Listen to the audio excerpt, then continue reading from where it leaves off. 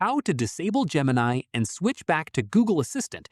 This tutorial shows you how to turn off Gemini and restore Google Assistant as your default on your Android device.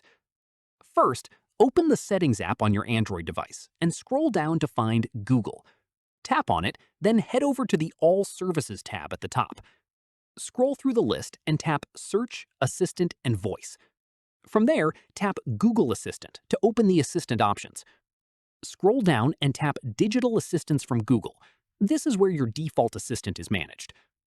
Since Gemini is currently set as the default, tap on Google Assistant from the list and hit Switch to confirm the change.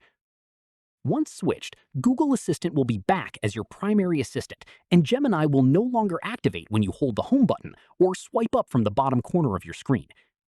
Keep in mind, if you ever want to go back to Gemini, you can follow the same steps and switch it back at any time. Neither assistant is permanently removed from your device.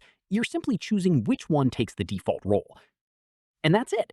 If this guide helped you disable Gemini on your Android, give it a like, subscribe for more Android tutorials, and tap the bell icon so you never miss an upload. See you in the next one.